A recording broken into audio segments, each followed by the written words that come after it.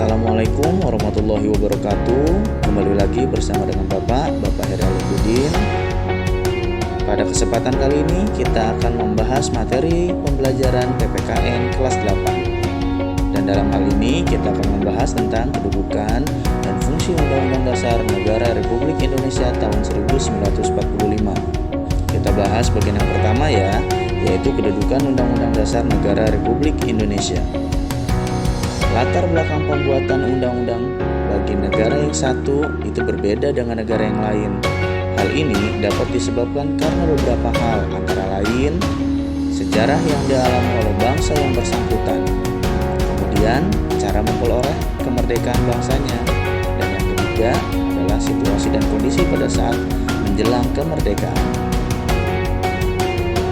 Menurut pendapat Bryce, seperti dikutip dalam artonang.blogspot.com, hal-hal yang menjadi alasan sehingga suatu negara memiliki undang-undang dasar adalah sebagai berikut.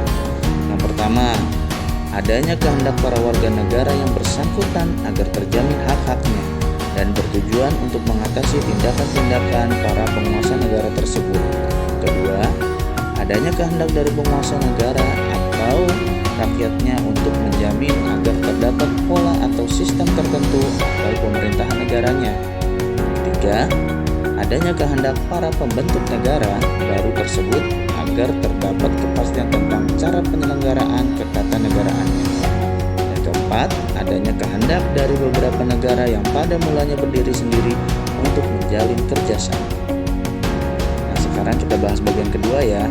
Sifat dan fungsi Undang-Undang Dasar Negara Republik Indonesia tahun 1945. Sifat konstitusi dikelompokkan diantaranya menjadi 3, yaitu konstitusi tertulis, yang kedua konstitusi tidak tertulis, dan yang ketiga serta konstitusi yang fleksibel dan rigid. Konstitusi yang dikatakan fleksibel atau luwes, atau rigid atau kaku dapat ditinjau dari dua sudut pandang, yaitu sebagai berikut. Yang pertama, dilihat dari cara mengubah undang-undang dasar.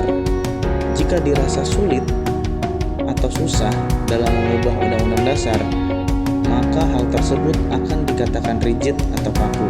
Tapi sebaliknya, jika mengubah undang-undang dasar dengan mudah dan simpel, maka akan disebut fleksibel atau luas. Dan B, mudah tidaknya mengikuti perkembangan zaman. Jika tidak mengikuti perkembangan zaman, maka undang-undang tersebut dikatakan rigid atau kaku.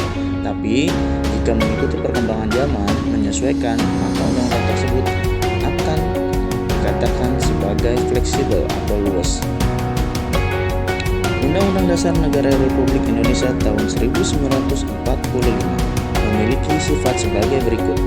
Yang pertama, tertulis, rumusannya jelas. Yang kedua, singkat dan supel. Yang ketiga, memuat norma-norma dan aturan-aturan. Serta keempat, merupakan peraturan hukum positif yang tertinggi. Nah, Undang-Undang Negara Republik Indonesia tahun 1945 memiliki fungsi sebagai berikut, yaitu pertama, alat kontrol, kedua, pengatur, dan ketiga, penentu. Nah, sampai di sini mudah-mudahan jelas. Terima kasih. Bertemu lagi di pelajaran yang berikutnya. Wassalamualaikum warahmatullahi wabarakatuh.